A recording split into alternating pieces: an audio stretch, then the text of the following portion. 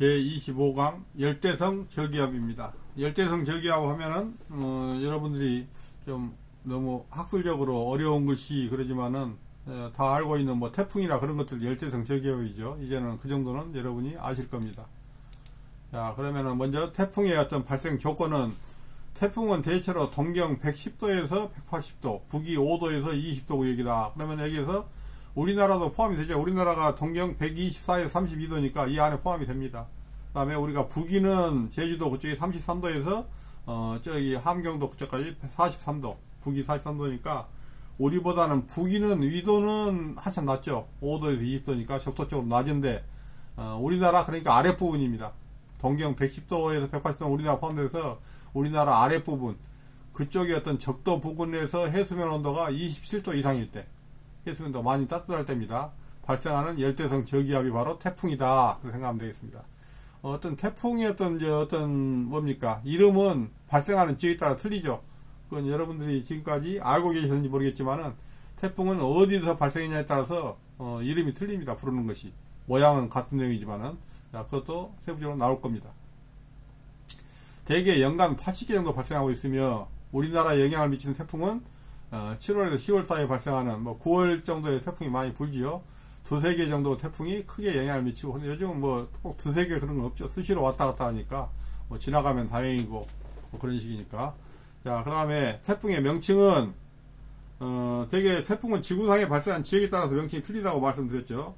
그 대개 이제 열대 저기압 중심 부근 어떤 최대 풍속이 초속 17m, 우리 노트로 하면 34노트입니다. 이것을 넘으면은 태풍센터에서 태풍 이름을 줍니다. 이건 34노트가 되면 이건 태풍이다 해가지고 이름을 줘요. 그래서 태풍은 그때그때 이름이 틀립니다. 여기 보면 앞에 올 때마다 이상한 이름이 하나씩 붙어오죠. 그러면 이번 태풍은 뭐라고 하자, 그 이름을 정해주고 있습니다.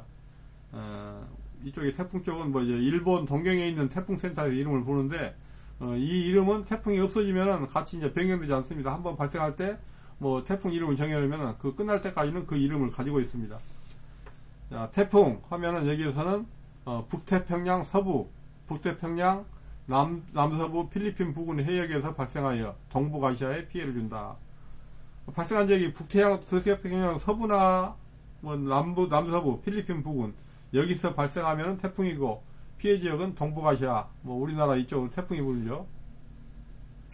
같은 이제 어떤 큰 바람인데, 허리케인은 뭐냐? 북대서양 카리브해 멕시코만 북태평양 동부에서 발생해서 플로리다, 미국에는 플로리다죠. 미국 동남부에 피해를 준다.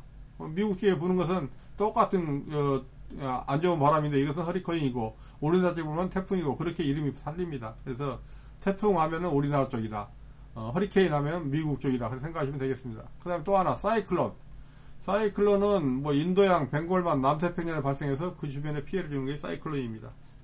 이 사이클론이고, 예를 들어서 호주 같은 경우는 옛날에는 윌리 그렇게 했는데, 따로 호주만 띄어서 이렇게 하다 보니까 너무 복잡하다. 그래서 이제 되게 사이클론으로 통합해서 윌리라는 말을 이제 안 씁니다. 호주에서는. 옛날에는 호주에서 발생하면 윌리 그렇게 말했는데, 사이클론으로 인도양 이쪽에 한 거라고 합해서 같이 부릅니다. 요즘은.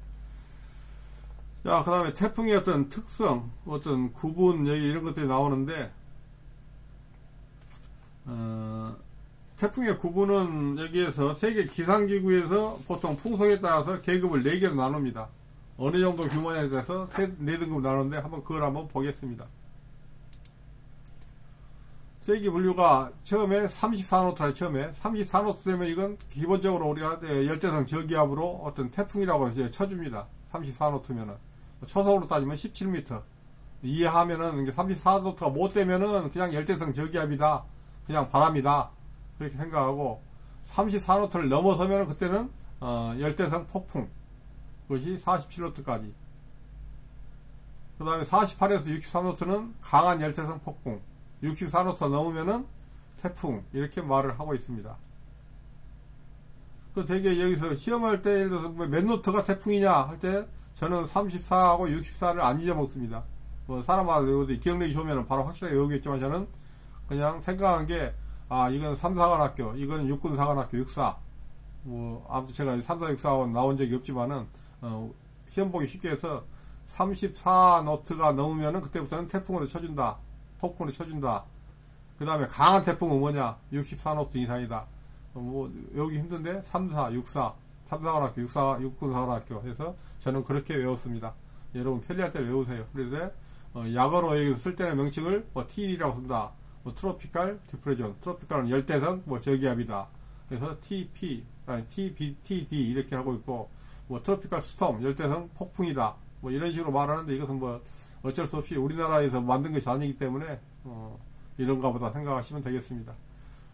여기서 네 개의 어떤 태풍의 구분 여러분이 알았고, 어떤 중심 기압별로도 구분을 하고 있습니다. 그래서 뭐 900헥토파스칼 이하면은 뭐 초 A급이고, 900에서 929면 A급이고, 뭐 990 헥토파스칼 이상이면은 뭐 D급이고 이런 게 있는데, 뭐 이런 숫자까지 외울 필요는 없을 것 같습니다. 되게 뭐 34노트, 64노트 이 정도만 아셔도 될 것 같습니다.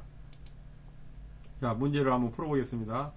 되게 이제 문제를 풀기 전에 태풍의 특성 같은 것은 우리가 압니다. 태풍은 강한 돌풍이랄지 심한 요란, 또는 아무튼 저고도에서 낮은 곳에서 뭐 전단풍이, 전단이라는 건 이제 여러분 아시죠? 한쪽으로 올라가고 내려가고 바람이 같이 불 때 전단풍이라 했죠.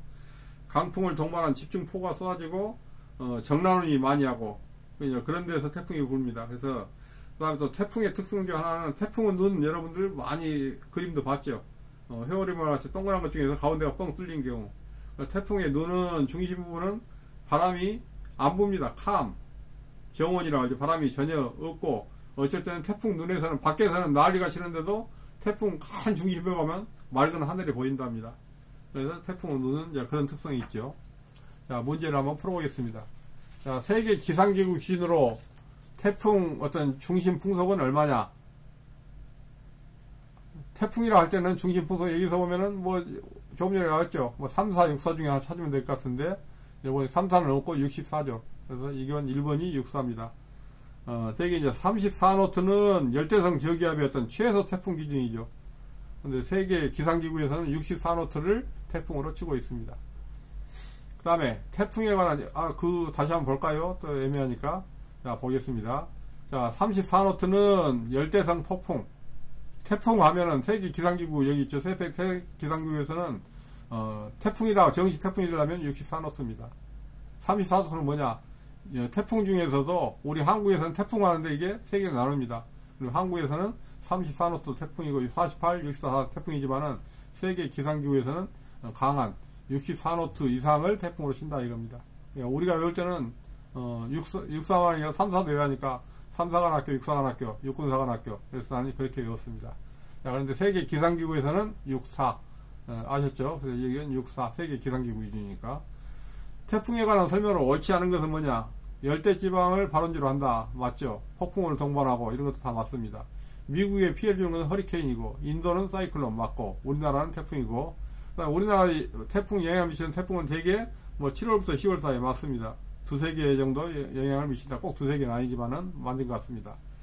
그 다음에 태풍 진행 방향에서 좌측 반원에서는 태풍 기류와 일반 기류는 같은 방향이 되기 때문에 뭐 너무 복잡한 말입니다만 처음 들어보는 소리 같습니다. 되게 이제 이런 경우에는 태풍에서는 풍속이 강해진 것은 좌측 반원이 아니라 우측 반원입니다. 근데 여기서는 이제 설명을 제가 안 드렸었는데, 뭐 이런 경우는 위에 세 개가 맞으면 나머지 틀린 것은 이거 모르는 것이 이제 답이겠죠. 위에 세 개가 확실하면은 그렇게도 문제를 풀어야 할 겁니다. 근데 여기서 한다면 태풍 진행 방향에서 좌측 반원이 아니라 실제로 우측 반원이 셉니다. 강합니다. 그래서 이건 좌측 반원이 틀렸습니다. 바람하고 편서풍이 같이 몰아치니까 오른쪽이 위험 반경입니다. 그래서 4번이 틀린 겁니다. 그 다음에 태풍 발생 지역면이 틀린 것은 북태평양 지역, 우리나라 포함한 것은 태풍 맞죠. 그 다음에 인도양은 뭐라 했어요? 사이클론, 뭐 동아프리카 인도양 사이클론입니다. 맞습니다.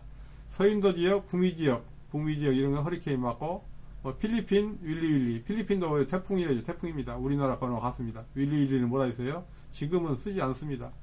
옛날에는 호주에서 발생한 거 윌리윌리라 했는데, 이제 호주도 사이클론으로 그냥 합쳐버렸습니다. 그래서 이제 윌리윌리라는 이름은 없습니다. 4번이 틀렸습니다. 자, 태풍은 대체로 동경 110에서 80도, 북위 5에서 20도 구역, 적도 부근의 해수역 온도가 몇 도에서 그때 27도였었죠. 27도 이상일 때. 27도는 어떻게 외워야 할지 모르겠습니다만은, 되게 이제 우리가 뭐 어떻게 여러분이 편할 대로 뭐 집에서 난방할 때 23도, 21도, 아니면 어떤 사람은 뭐 자동차 히터를 27도로 쓴다거나 뭐 그런 생각 여러 가지 있을 겁니다. 아무튼 자기 기준으로 27이라는 숫자를 외워보십시오. 어떻게 된지. 되게 이 정도 된다. 근데 뭐 이것이 시험에 나올 확률은 그렇게 많지는 않은 것 같습니다만은, 그런 숫자를 외울 때는 어떤 연상을 하면 좀 쉽기는 합니다. 자, 감사합니다.